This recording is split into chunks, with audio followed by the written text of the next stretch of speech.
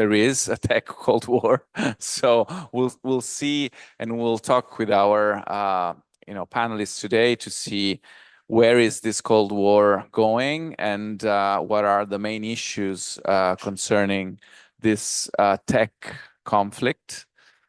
We have Sebastian Rosato from University of Notre Dame, Romeo Orlandi, Osservatorio Asia, Lorenzo Termine dello European University Institute di Fiesole, Silvia Menegazzi della LUIS. And so we'll start from Sebastian. And Sebastian, I'm going to ask you, why we think that there's this Cold War. The tech issue, I think there's an October 7th that predates the one where Hamas attacked Israel.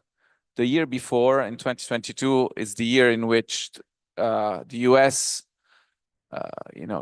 established probably the toughest export controls on China.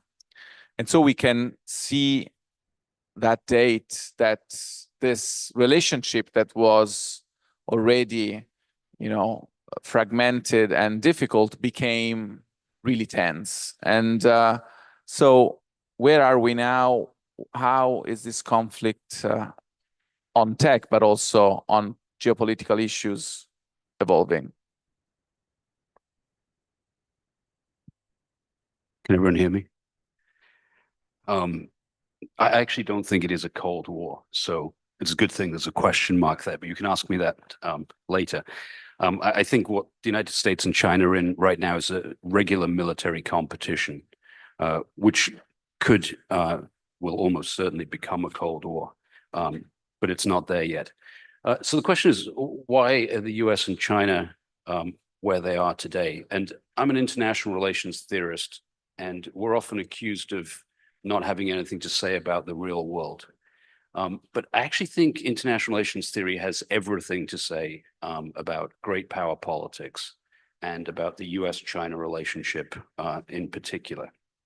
And it does that through a concept. It's a very famous concept. It arose in 1950, and we still haven't decided what it means, but it's called the security dilemma. And the security dilemma says that if one state increases its security, that inevitably decreases the security of other states. So let me explain a little bit about international politics and how we get there. There are four things you need to know about international politics, or great power politics. US-China relations are great power politics. The first is that they operate in an anarchic system. Anarchy means that there's no government above states. If China or the United States gets into trouble, there's nobody to call in international politics. They're on their own. That's the first point. Second point is that all great powers privilege their security. They obviously privilege the security of their homelands. They always have. If you don't protect your homeland, you can be invaded, mass killing ensues, mass murder, destruction, and ultimately maybe even conquest. So you live in an anarchic system, you want to be secure. The third assumption is, or the third observation is, that great powers by definition can hurt each other. That's why they're great powers. They have formidable military capabilities. And they can use those capabilities to conquer or destroy each other. The two things that states are trying to avoid, other great powers can actually do to them. And the fourth thing you need to bear in mind is that great powers can never be certain of each other's intentions. You might know that another great power is maybe not aggressive today, but you don't know what another great power is going to be like 10, 20 years down the road. And you just don't know if they might, for some reason or other, want to use their formidable capabilities against you. Okay, so this leads to a world where all great powers live in fear of each other. It's a world where there's nobody to look after you. You want to be looked after. There are other states out there that can hurt you, and you don't know if they want to hurt you. So what do? You increase your security. And this is where the security dilemma comes in. To increase your security, you build up your military forces. It's the only way to be secure. The problem with that, and this is the dilemma, is that an increase in your security decreases the security of other great powers. They also live in an anarchic system. They also want to survive, and they're looking at you, and you're suddenly a military powerhouse, and they don't know if you want to come after them. So what happens? You increase your security.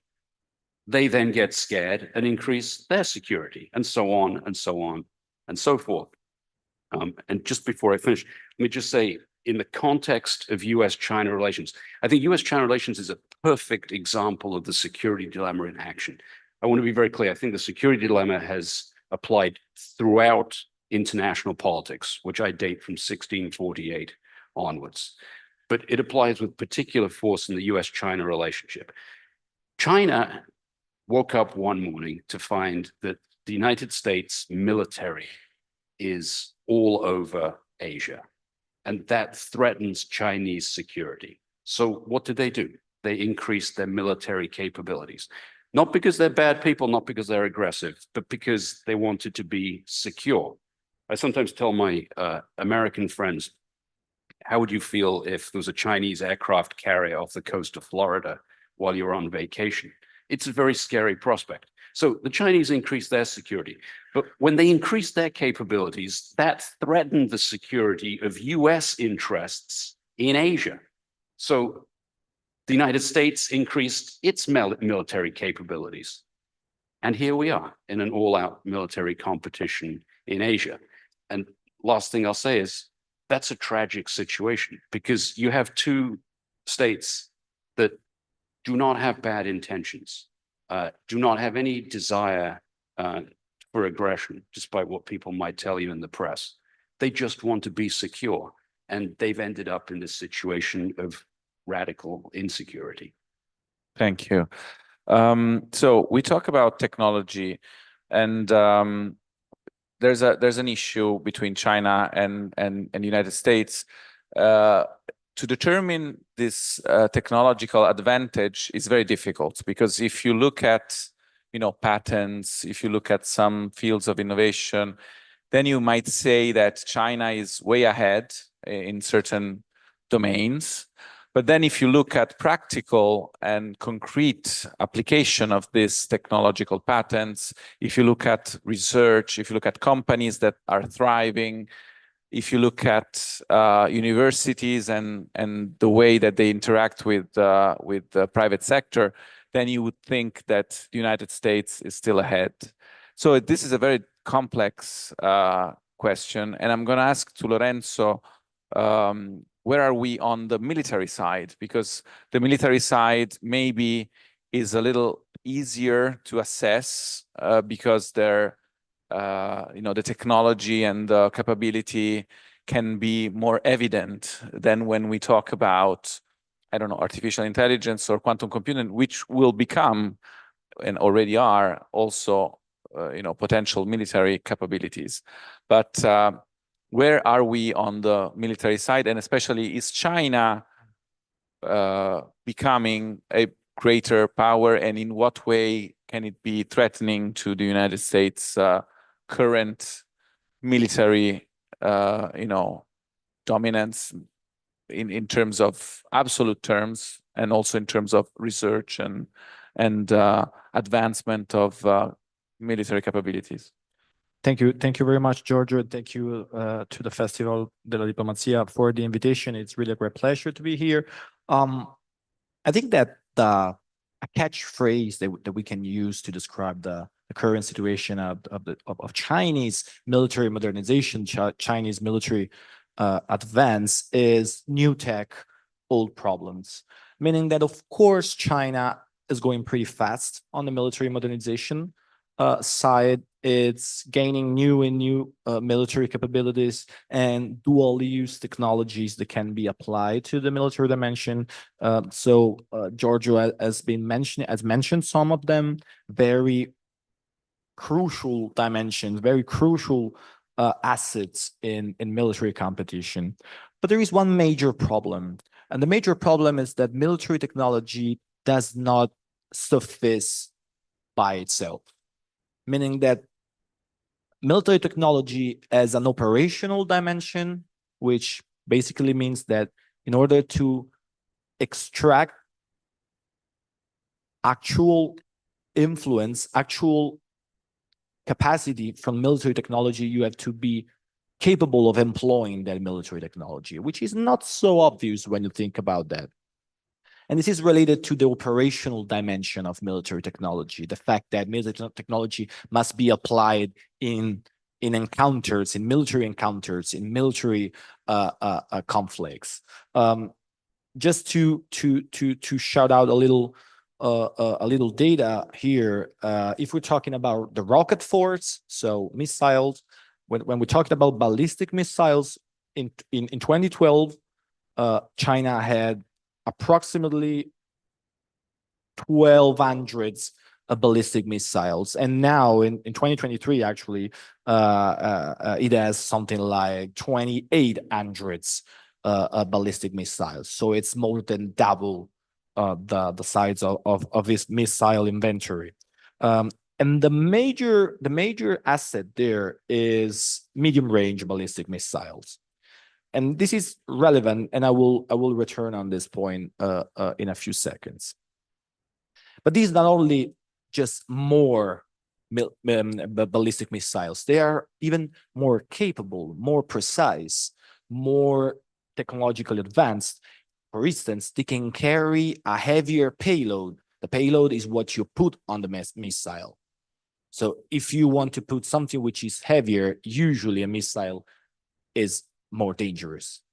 If I put something which is light, it is probably less destructive. If I put something which is heavy, it's probably more destructive. So there is a heavier payload that the Chinese missile can carry. But on the other side, they are even more precise because they have a higher CEP. CEP is the circular error probability, is the precision of the missile. We're talking about, for medium range ballistic missiles, we're talking about something between 40 and 50 meters, meaning that the most of the missiles strike between 40 and 50 meters away from the target, which is a pretty good CEP for missiles. When we talked about Navy, of course, there is a huge growing strategic submarine capacity and an increasing aircraft carrier capacity. When we talked about Air Force, a really bloating tactical fighter inventory in the Chinese PLA Air Force. We're talking about from 1,500s to 1,900s in 2023. But the old problems are still there. And the first major inescapable problem for China is that the environment is not getting more secure, is not getting easier, is getting more difficult, is getting trickier, is getting more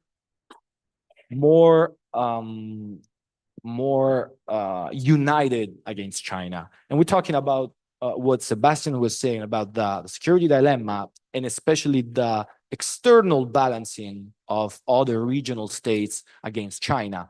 The other regional states are uniting, are joining together, are assembling together to contain China. This is pretty obvious, especially if you think about how the United States has been pressuring regional countries to do that.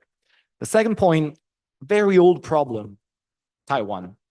Taiwan is still there, and the US-Taiwan relationship is deepening by the day. Of course, we're not talking about a complete revision of the status quo. We're talking about deepening day by day bits of the relationship. So that problem is not going away. The third problem, and then I'm going to wrap up my speech. The third problem is probably one of the major setback for China in the specific military domain is the total lack of operational experience. Last war fought by China, you may know that, is Vietnam 1979. And Vietnam 1979 is a different word of military operations. And this specifically relevant when we talk about so-called A2AD capacity, anti-access area denial, which is a major operational concept for Chinese military. A2AD is a totally different thing from Chinese 1979 invasion of Vietnam.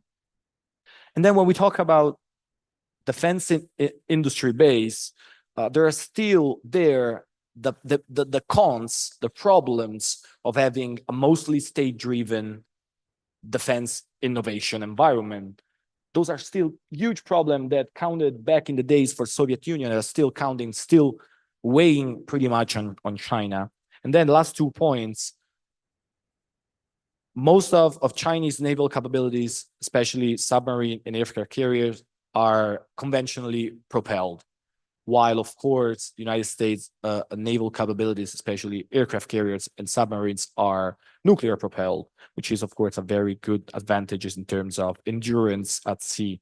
Last thing, very last point, of course China is doing great in terms of leapfrogging in certain technological dimension. So China may be ahead for the 2050, or the 2100 military technology. But in terms of near to medium future, China has major problem and has no foundational military capacity to be sure to achieve dominance in the region. So I think that what we are witnessing today, and again, I'm summarizing, is new tech, old problems. And yeah, that's it. Thank you. Thank you. Thank you. You mentioned the regional countries, the regions that might be affected by this conflict, which cold or hot, and especially on the technological side. So I'm asking Silvia to talk a little bit about how is the so-called Global South reacting to this conflict?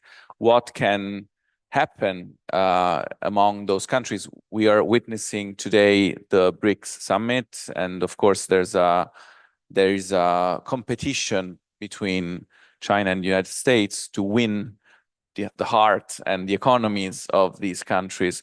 So maybe, and since Romeo is an expert on the Asian region, I'm going to ask you maybe to focus more on the African region and see how it's shaping, because these countries are facing a great technological advancement, because they have, in some cases, a clean slate, so they can, choose which way to move forward, and so they now have to probably choose which side to take on the technological confrontation between the United States and China. Thank you. And thank you for the Festival of the Diplomazia for this invitation. I'm also skeptical a bit about this interpretation of China-US relations within the context of a new Cold War. But in fact, the competition is here to stay, and technological development in particular is something that is affecting not only the bilateral relationship between China and the United States, but in fact, world politics more generally. And in particular, the Global South as a space for competition has become more and more relevant in trying to understand how China and US compete in different domains, of which, of course, technological issues are quite relevant. This is not also particularly new. So during the Cold War period, the relevance of those countries that were back then defined as third world countries was quite relevant. Maybe they were not primary actors, but they were at the forefront of the competition the US and the Soviet Union. And today, we see that the Global South play a relevant role. To what extent? Well, first and foremost, the competition is multi-level. It's political, it's economic, and is also normative competition. So it's not, of course, about which are the best technologies, but in particular also how these technologies should or could govern the digital environment, for instance. In this sense, we can say that the alternative that China offers today is unprecedented since the end of the Cold War, and therefore it is precisely this alternative that is the main cause at the heart of this competition. With reference to Africa, I would like to cite few data. Yes, it is true there is the BRICS summit, but last month there was also the FOCAC summit. So the FOCAC is a key platform, let's say, through which China engage with countries in Africa. Few data from FOCAC. So China ranked Africa trading partner #1 for the last 15 years. China's exports to Africa with what it concerns lithium batteries increased year-on-year 109%. To what it concerns NEV vehicles, year-on-year 291%, and then for photovoltaic products, 57%. Within FOCAC, more than 100 projects are related to clean energy and green investments. But it's probably the sector of digital innovation, the one in which China-US technological competition could be more relevant in the future. So again, some data. In Africa, 80% of 3G networks infrastructure was built by China, and 70% of 4G networks infrastructure was built by China as well. Not to mention the e-commerce platform, Kilimall, which has more than 12,000 online stores in which African entrepreneurs engage with Chinese entrepreneurs. And again, without mentioning the BRI initiative. So what about the United States, as we are discussing about competition in the technologies field and digital context? In December 2022, there was an initiative that was launched by the Biden administration, the Digital Transformation with Africa, which is an initiative that is aimed to expand the digital access of African citizens and literacy and strengthen digital environments in Africa. So there is clearly a competition also in terms of the initiatives that these two actors are thinking about technology in the African continent. And I would like to conclude by mentioning what John Eikenberry wrote in 2024, so this year basically, about how the world is divided today. So we have the West, the South, and the East. In the West, the global West, which is led by the United States and Europe, the European Union in particular. Then we have the East, which is led by China and Russia. And then we have the global South, which is probably, most likely, still looking for someone, for a leader, for a leadership. And we know that there is ongoing competition with reference to the global South between China and India. But in fact, China, as we are discussing here, plays a very relevant role. And Eikenberry emphasized that the global West and the global East could compete around the global South, but of course the union of a global East led by China and the global, together with the global South, could become a sort of a nightmare for the global West led by major Western countries. Thank you. Thank you. Thank you.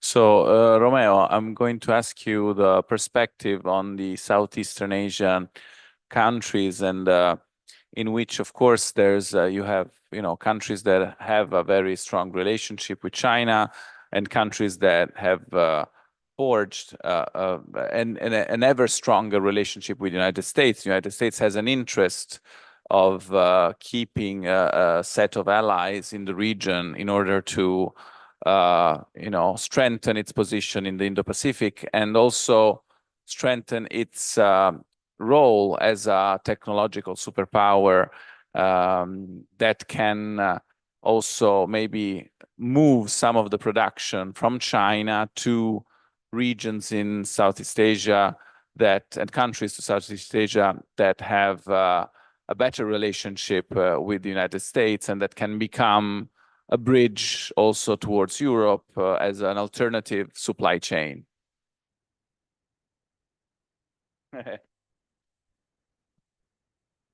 Such an easy question.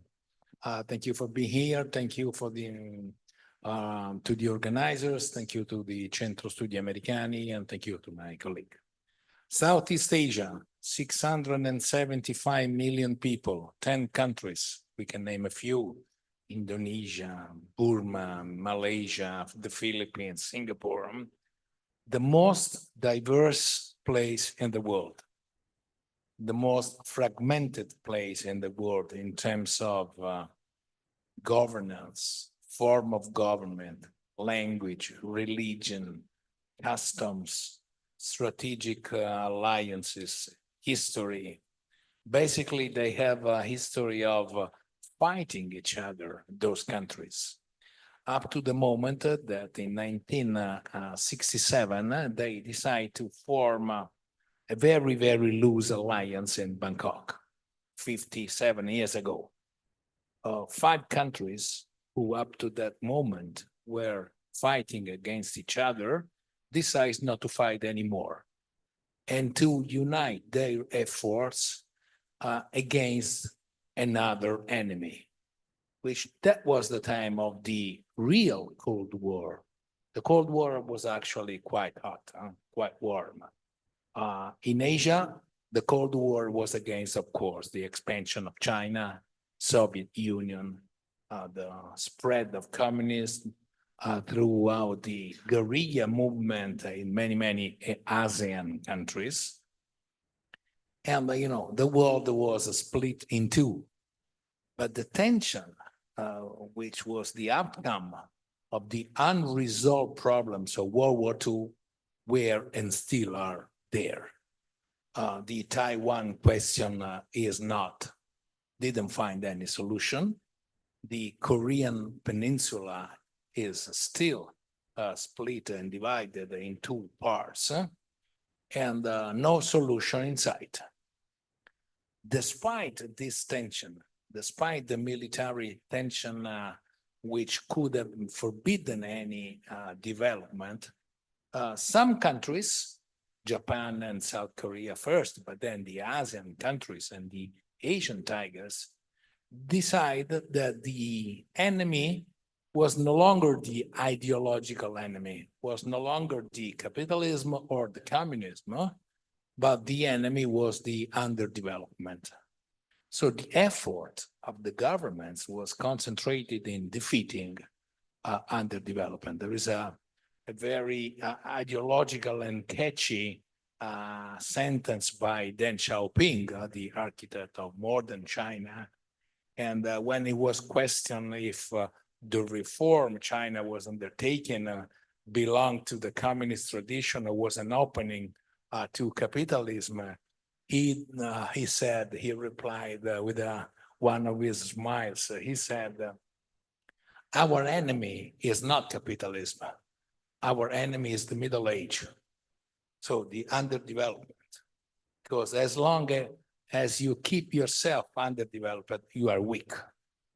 And even if the war is cold or warm or hot, you can be an easy prey of the aggressor, wherever they come from, whatever they are. So those countries, 5 countries in 1967, Thailand, Singapore, Malaysia, Indonesia, and the Philippines, strong allies of the Western world and basically of the United States after the conclusion of World War II. The Pacific Ocean was actually an American lake. Nobody could have the nerve or the potentiality to attack or to confront the US. After Japan was defeated and China was trying to recuperate from the destruction of World War II. these 5 allies of the US were precious in fighting the ideological and Cold War. When the Berlin Wall collapsed, and also some states, very good friends of the Soviet Union, like Vietnam, Laos, to a certain extent, Cambodia and Myanmar, they were defeated by staying on the wrong side, on the losing side of history. ASEAN had a smart view, a foresight view to include those defeated enemies within its organization. And the password of this Titanic operation was, the more we are, the more powerful we are. So this block of 670 million people was formed, and it has guaranteed over the years peace, security, stability, growth. Not bad. Without firing any shot along the border. And the idea was that in globalized times, it is more convenient to exchange goods and products at the border instead of exchanging bullets. That was a lucky coincidence and a lucky consideration for them, because in a sense, those 10 countries were protected by the US security. On the other sense, they were guaranteed the economic cooperation and collaboration with China. Economy with China, security with the US. Easy. You don't take any decision. You don't take any side.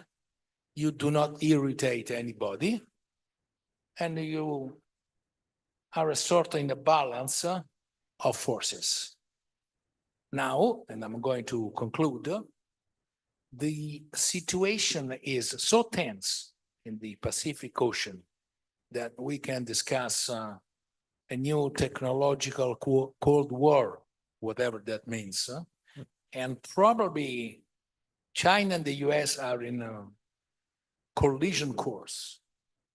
Having said that, ASEAN countries will probably force to take side, to take a decision. And for the first time in their more than 50 years history, to dismantle this neutrality they took in order, because the situation is getting tense and tenser. Thank you.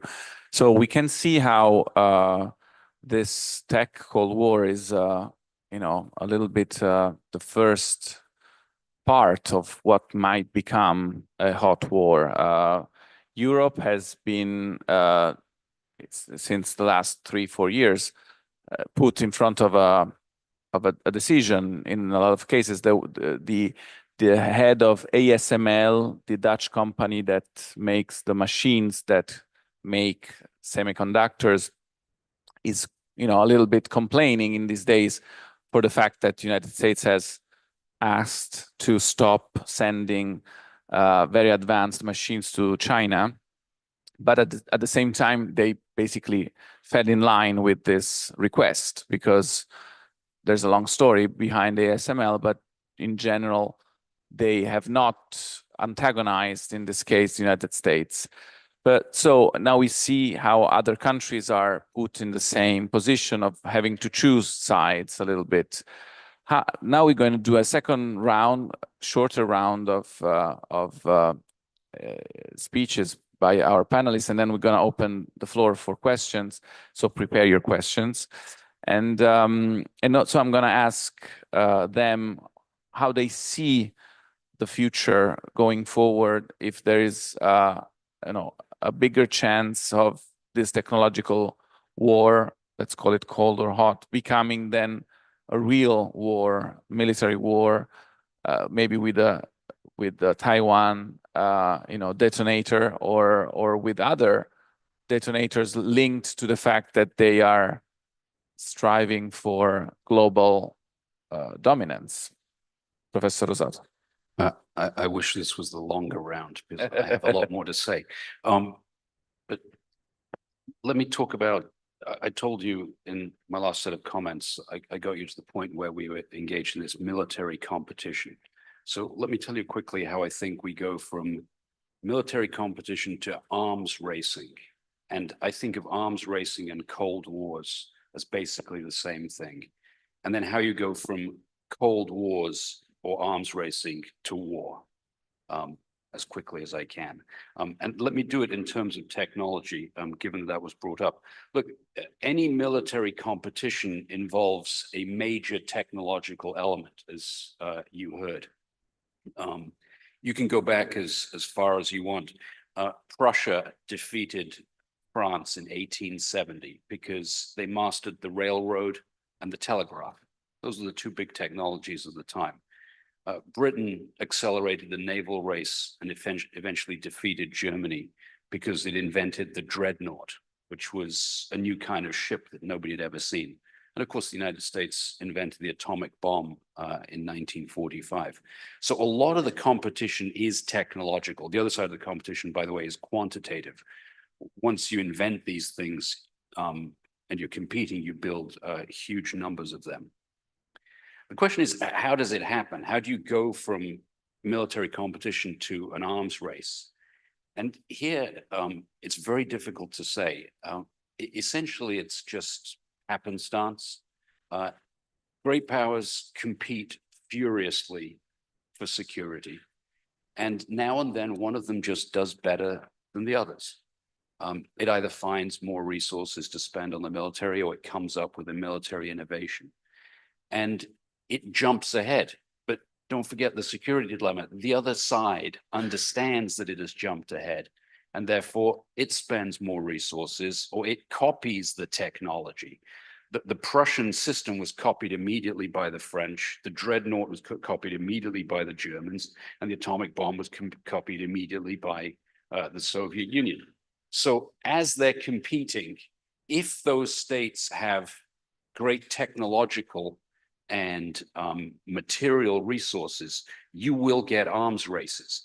And the thing that we have to worry about today is that the United States is the greatest military competitor the world has ever seen. But China is also very, very good. You don't want to forget that the previous Cold War was a brutal Cold War. It was a brutal competition, an arms race all the way through. But the Soviet Union was not a very powerful state. Their economy was a basket case from day one. By the 1960s, everyone knew inside the Soviet Union and inside the United States that it was over for them economically. There's a new book out by Mark Trachtenberg, which is very good on this. And then, of course, they completely collapsed in the 1980s. China is not going to collapse. This is going to be one of those situations where both sides, I think you're right, initially the United States will be well ahead. But as time goes on, both sides are going to make breakthroughs and both sides are going to respond. Very quickly on whether there's going to be a war, just in keeping with this idea of states privileging their security. Wars don't happen very often. Great powers don't like going to war. A great power war against another great power is a very risky enterprise. But they'll consider it under two conditions. The first is they think that the war will transform their security situation. And it could do that in two ways. One is it gives them many more capabilities, or if they win, it reduces greatly the other side's military capabilities. So there has to be a transformation in security available. And then they think they have a good strategy that has a chance of success. I call it a theory of victory. And just to give you two very, very quick examples. The Japanese, 1904, 1905, Japan was actually a fairly secure state, but they understood that they would become much more secure compared to Russia if they could seize the Korean Peninsula and Manchuria, because if they seized those two areas, they could build up many more military capabilities. And very importantly, they could deny the Russians the chance to have a staging post to invade the Japanese home islands. So they went to war. World War I is a very different situation, but it's still about a transformation in the balance of power. The Germans understood by 1914 that the future was Russian. Russia had an enormous population and was industrializing like crazy. This is where technology comes in again. And they believed that by 1917, the writing was on the wall for Germany. And so they launched the war to prevent Russia from acquiring those massive capabilities. What does that mean about Taiwan? Taiwan is one of the few areas where there could be a massive transformation in capabilities. It's pretty clear now that if China gets Taiwan, it'll be in a position where it can push the United States out beyond the first island chain. And if they're lucky, they can push the Americans out past the second island chain, basically out of the region. But the Americans understand this very well, and they do not want to be pushed out because they have security interests in Asia, Japan, Korea, and obviously Taiwan as well. So if the Chinese try, and I don't know if anybody saw, but in the newspapers yesterday, they just conducted exercises for a blockade of Taiwan. If they try it, the United States will almost certainly respond, and you will get a hot war over Taiwan. Thank you. Lorenzo. Yes, thank you. I will try to follow up on Sebastian's points on some of them because they're so excellent that I think that there may be even more to debate. How can we end up with a war between US and China? The first thing is what Sebastian has explained, the fact that the balance of power may tilt in the future in favor of one of the two poles there, and encourage one of the two to wage war preemptively or preventively, and to gain position of even more advantage at the expense of the other. So that's a rational choice in terms of what state knows and what may expect from the future, but may end up being dragged in a war, very costly, very expensive, very tricky. The second mechanism could be a failure in nuclear deterrence, meaning that, of course, states continue to engage each other in military competition and even in brinkmanship sometimes, which is usually constrained by nuclear deterrence. And nuclear deterrence is probably the thing that we should have probably discussed more in this table, and there may be room for that in the future, because technology applied to nuclear deterrence opens new space, new unexplored space of what could happen in military rivalry between states. For instance, one major problem is nowadays is conventional strategic integration, meaning that, for instance, satellites may serve both strategic and conventional purposes. And then if you shoot down a satellite, that satellite, you don't really know what purposes was serving. And so the state owning that satellite may feel that it's being attacked in the strategic realm or in the conventional realm and decide upon that. And that decision is really slippery, I mean, to say the least. And of course, errors and mistakes are always there. Talking about 1983 Able Archer situation. So I'm doing something, but you think I'm doing something else, and then you overreact to what I'm doing. So war is always possible. We should not rest secure and confident that war will never be possible, because war is possible, and we should know that at this point. So we should be very careful in studying, analyzing, and of course managing U.S.-China relations, especially in the future, and especially in the context of a greater technological than arms race, which will make people each with itchy fingers and on the trigger. So yeah, thank you. Thank you, Silvia. I don't know if you want to add on this, or if you want to also,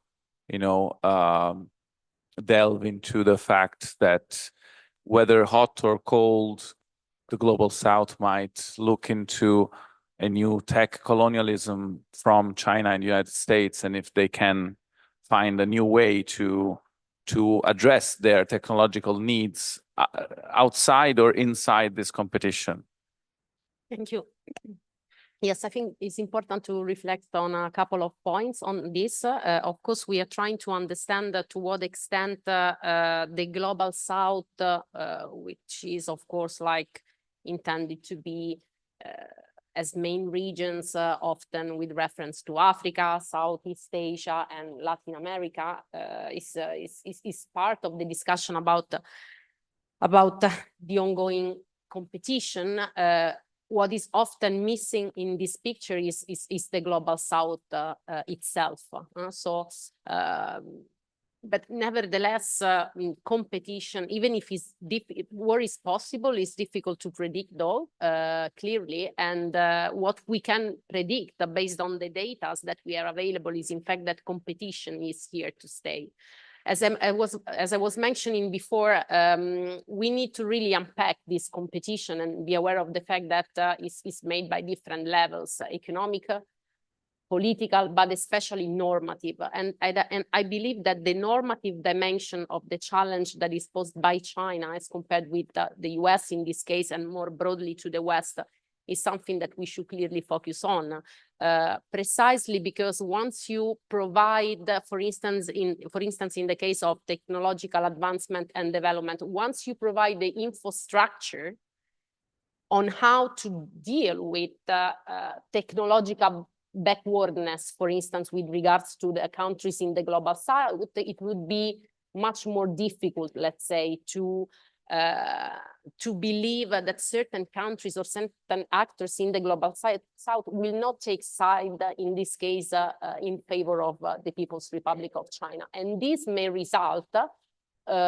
of thinking about technological advancement in these areas with all the, let's say, major challenges that we see today with regards to China. So, for instance, when we are discussing about the cyberspace, how it should be governed, what should be the role of the government, and what should be the role of, the mean, let's say, and the significance of human rights, individual within this framework. So the problem and the challenges will result probably and possibly amplified in these sectors if the competition continue to develop in this way.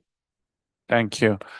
So Romeo, as we were saying, it's very difficult to see where this is going, but you were mentioning the fact that they are on a collision course.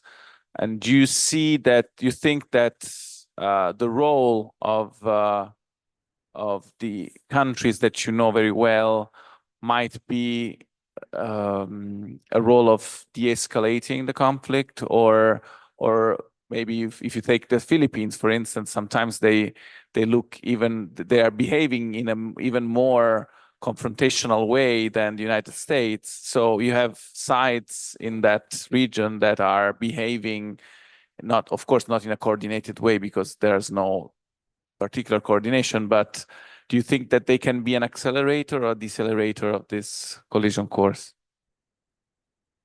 The answer is blowing in the wind. And the answer is, it depends on who is the president of the Philippines. Since the Philippines, they do elect a new president every 4 years. China, which is far away more important than the Philippines, doesn't have this problem. Presidents are there to stay. Xi Jinping is a strong man, a solitary man at the helm of the country with unlimited power. And he is probably the best, from Chinese standpoint, of course, representative of the necessities of China. In China, the narrative goes that Mao Zedong made China independent. Then Xiaoping made China rich, and Xi Jinping is making China strong. Why China and US are in collision course? Many reasons, many reasons. Probably the most important one is that China is no longer timid, no longer bashful. China taking time to defeat backwardness is now consigned to history. The China we used to know, bowl of rice, low limited budget for military expansion. China being the factory of the world, manufacturing everything for everybody in the world with increasing quality and still low price, is no longer there. The battle is won from China's standpoint, or even the war is won. The problem is that the Western countries, mainly the US, helped China to defeat backwardness. And in a sense, indirectly or directly, made China so powerful. So what was the idea behind this allowing China to enter globalization? The idea was that China, in a medium range of time, could have been the same of the other countries, that democracy at the end should prevail, that when you increase the formation of a middle class, bourgeois, at the end, this middle class will require another party, another newspaper, another narrative. Was not the case in China. Should have been sufficient to read some history books of China to detect how diverse, nationalistic, proud of its history China is. So China is no longer timid or reluctant to enter a competition. It is strong enough, and this is the reason that China claims huge amount of water in the South Pacific. It is mine because it belonged to China 1,000 years back. This is a natural course of collision. As long as the war stays cold, it's fine. But inevitably, like Sebastian was saying at the beginning of his speech, the tension arises. And my security is your insecurity. Thank you. So now it's the moment of your questions. So please raise your hands, introduce yourselves, and I don't know if we have mics that can go around. Somebody can bring the mics. Okay. Yeah. Please, then there and then over there. Yeah. Also tell us who you're asking the question to. Okay, good afternoon. Hello. I'm Aisha Mirzakhanova, global governance student. The question is for everyone who want to answer. So my question is regards about the separation of technological ecosystems.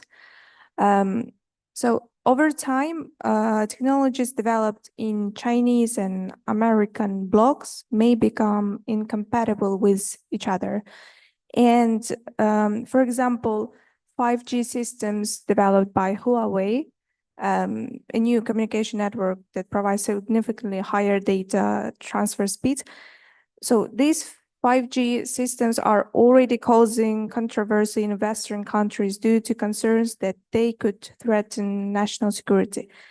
And as a result, in the future, countries that are economically and technologically dependent on both powers may find themselves in a difficult position. And they will have to choose which technology platform to use, which could lead to the division of global markets. And so my question is, could the global technological division into Chinese and American blocks lead to fragmentation of the global internet and technological standards? Okay, thank you. So we get maybe 3 questions and then we get the answers from our panelists. Please stand up. Hi, I'm Peruzzi Maria Paola from Global Governance, and I wanted to ask, what role do artificial intelligence and data security play in the USA-China tech rivalry? Thank you. Thank you. There was somebody over there who wanted to make a question in that area. Yeah. And then here in the front row, you, okay. I'm Federico Leofanti from Global Governance. I wanted to ask, do you feel, my question was more specifically for Lorenzo Termine, do you feel like Western media is partially at fault for not communicating effectively this kind of problems to what is the Western audience? Thank you. Thank you. So we have another question in the front row. Maybe we have a first round of answers and then we go back to the floor. Okay.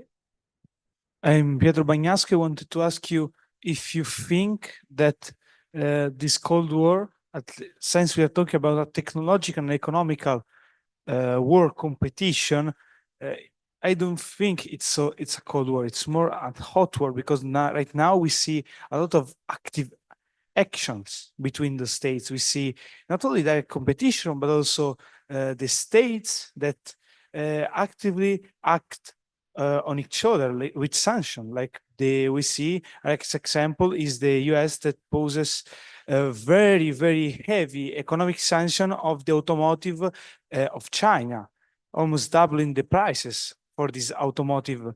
So this is a strong declaration of the United States of going against the Chinese automotive sector, but the Chinese as well. Thank you. Okay. So maybe the first question, this separation of different tech platforms, who would like to take the floor to answer? Silvia, maybe, or Lorenzo? Both Silvia and Lorenzo. About thanks for the question in any case, about this concept of fragmentation that you were mentioning, which I think is quite relevant. Of course, here the discussion is about China, US, but within the picture that you presented, there is also one missing actor that would be the European Union, which is another relevant actor in this debate. I would say that of course, we can envision a fragmentation, but I also, if we want to focus on China and US in particular, or how major actors are reacting to this fragmentation, I see it more and more polarized. And I would say that, for instance, if you look at the regulation that China has tried to implement, with reference to, for instance, artificial intelligence and technology, you see that at the heart of the Chinese approach there are normative concerns that are very different as compared with the ones that other countries, in particular US or the European Union, have. And I think that in this case, this fragmentation could be strengthened from the fact that it would be difficult to believe that at one point there will be something else except that fragmentation, given that China really have a different understanding about these issues that we are discussing, which basically are related to how China thinks in terms of international relations, views of world order. So the same fragmentation that is about the global internet governance, for instance, is evident also in other contexts. The way that China think about multilateral initiatives, the way that different countries should be involved, etc., etc. So Lorenzo, yeah, your point on this, and then if you please answer the question on media. Yeah, sure. Yeah, I think that this is something we are already seeing. I mean, I think I'm saying nothing new when I say that US diplomats go around Europe pressuring European nations to be very cautious, even very skeptical of Chinese technological investments. That's something that happens day by day. And it's the same thing the other way around. And I think this is the sign, this is the evidence that we are already in that world. We already are in the world where technology is no neutral. Technology is politics, military is politics, economic security is politics. So what we are witnessing today is probably the building, the outset of a macro regional, trans-regional technological block where technology will be compatible, of course, high technology in particular, and dual use technology will be compatible only among countries belonging to that block. So I think we are already there at a certain point, and that thing is gonna develop even more and more and more and be more relevant. If you want, I can skip. Yeah, Yeah, to the question on media. I really didn't get the question, the whole question. I think it was on Western media and how Western media, but I think you were mentioning European media. So European media are communicating what? US-China rivalry. Okay, sure. So I think that as Italians, we have a very distinctive problem is the fact that we don't usually talk about foreign policy and about international politics, and that's a huge problem here. And I'm not talking about being pro-US or being pro-China. I don't really care about that. I don't really care that a journal says something positive about China, even if it's not true. I don't think that's the point. I think that the major point, the general point, is that we don't talk international politics enough. And that's even more relevant when you talk about security and military policies. We don't talk about that. So when something happens, we always end up shocked about the possibility of military coercion, of a military conflict.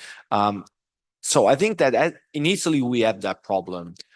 In other countries, they may have the same problem, but there are European countries where that thing is not there. Like in Belgium, there is a huge debate on military things. In France, there is a huge debate on military things. I don't think Germany has the same debate, the same level of debate as France and Belgium. So I think that Italy and Germany share some resemblance. And I mean, you can date that thing back to to the fact that we lost the Second World War, and we don't deal with defense and military policies. Sorry, yeah. Yeah. So on the question about sanctions and the fact that they are already quite a strong tool, I would like to ask Sebastian to answer that, because it's true that if you think about the birth of the modern day sanction, you know, the blockade during First World War, at that time, the blockade was seen as one of the most powerful things that you can do against another country, one of the most dangerous and more like kind of like a nuclear option at the time. It was at the time a weapon that could really, you know, kill thousands of people, like starve thousands of people. You could create a huge damage to countries. Is it still the same today? Like, is doubling the price of EV vehicles, is it blocking the export of high-tech semiconductors still a weapon as strong as it used to be? And can it be considered a real, true war, you know, tool today, looking at China and US relationship? Sure. Let me just start by saying some of this is a definitional issue. A hot war is a kinetic war involving missiles and bullets flying across. So that's just a definitional point. The question is that you're asking is about a Cold War, and you know, how bad do Cold Wars get? And I will just again point out to you that the Cold War between 1945 and 1990 was really bad. There were economic sanctions, there was ideological warfare, there was fighting all over the developing world. And so you don't want to underestimate how dangerous and how painful a Cold War can be. I always say to people, we should hope there's no hot war between the United States and China.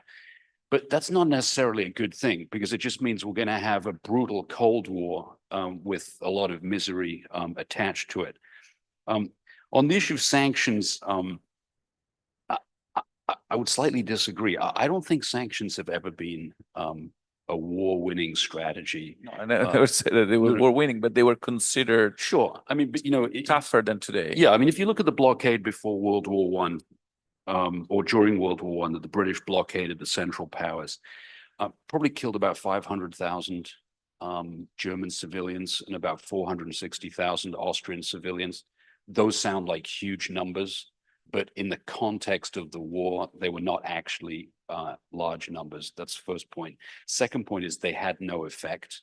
The reason that wars are won and lost has nothing to do with sanctions. Wars are won and lost in the field, and it depends on, how many weapon systems you can destroy, and sadly, how many soldiers you can kill.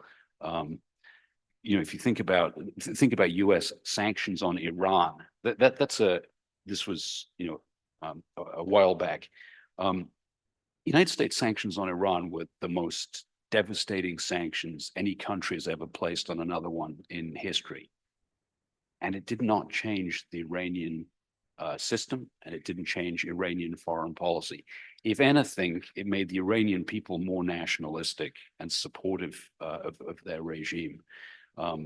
So just to sort of wrap it up here, are things that happen in a Cold War, including sanctions, horrible, horrible things with horrible human costs? Yes, but you should not confuse them with a hot war.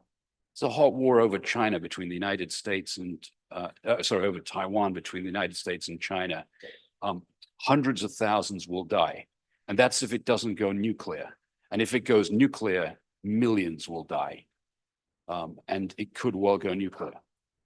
So we have room for a couple of more questions. Yes, the AI and data question, could you specify it a little bit? Because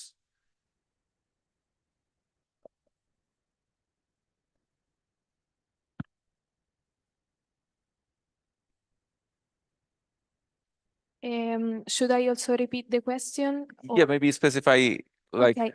So basically, my question was, what role do artificial intelligence and data security play in the US-China tech rivalry? Okay. And by data security is because, China has wider boundaries and wider security respect to US. And I wanted to deeper more this topic and to understand better the what role this different between the two plays in this rivalry. Okay, so if we have another question or two, I saw somebody raising their hand before. Do we still? Okay, so I'm Arianna Napoli, and actually my question was related to also something that was mentioned about sanctions, because during the Cold War, there was a clash, a collision between two completely antithetical architectures, the one of the Soviet Union and the one of the US. Instead, today, the Cold War seems to be between two ultra-capitalist architectures. And so what could be the impact on the global economy of this kind of interrelationship, and how is this economic background of the two countries shaping the new competition? For instance, the trade war was mentioned, also sanctions and so on. Thank you. Okay, thank you. Someone else?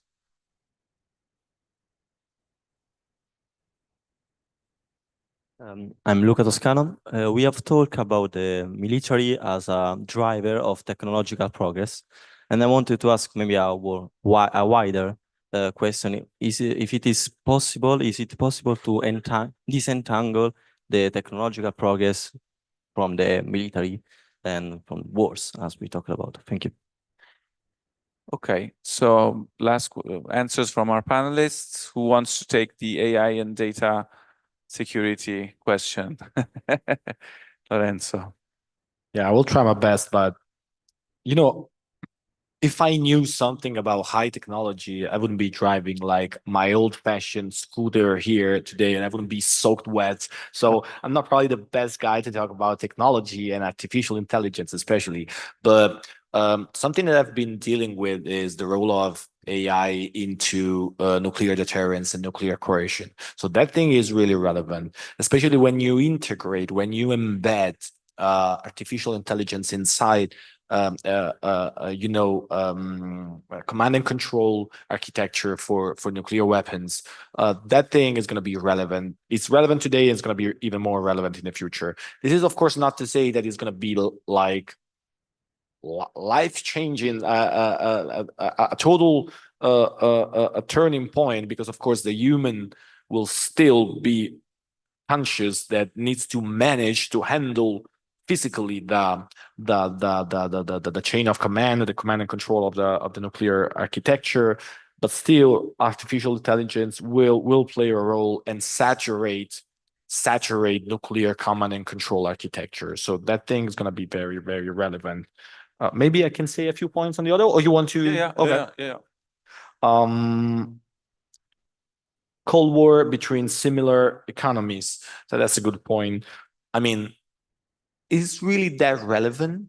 So my point is, where European states that different back in the late 19th century, early 20th century international system, and the fact that they were different did really matter, or the fact that they were similar really matter to the end point of being dragged into a total war. So I don't think that the fact that they are two ultra capitalistic systems is going to play a relevant role in constraining their foreign policy. And I don't really think the opposite as well. So I don't really think that the fact that they're becoming less similar will be a driver of competition. I think that here the problem lies in the very old-fashioned thing that there is a power, established power, and then there is another power who is gaining resources and power, of course, and that thing is tilting the balance of power. And that change, that evolution, is historically problematic. And I will say the last thing: disentangling Military and civil. civilian and military technology. I don't think that's possible.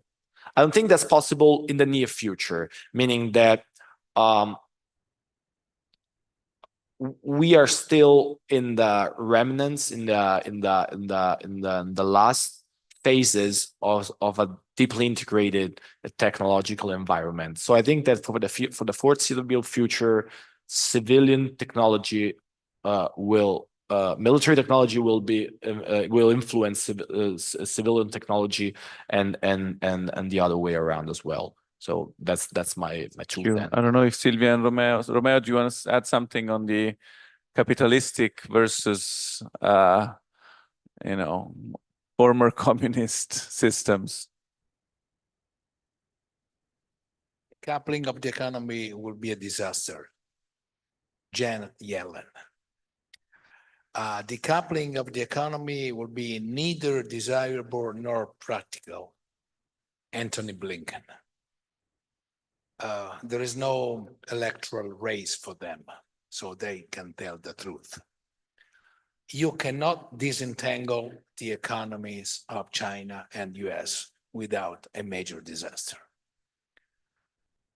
You can disentangle technology, but not the economies. And this is what globalization is all about. And this is the good side of globalization. Globalization has a tool for peace. The economies are so integrated that if you kill another nation, you kill your interest. This is the story between Taiwan and China. Taiwan is a country or territory or renegade province, whatever you want to call it. Of 23 million people, 1.5 million people, they do live in China and they do business. If China hits Taiwan or vice versa, China hits itself. This is the good side of globalization. But as long as globalization keeps this posture, that's fine. But at the end, political and more than that, ideological interest could prevail, and that there is a transformation from like Sebastian was saying, from Cold War to hot war. That is no longer the case of missiles or the negotiations, but missiles. So in my opinion, disentangle the two economies will be difficult. But the integration of different economies will be the first target if the war gets hot.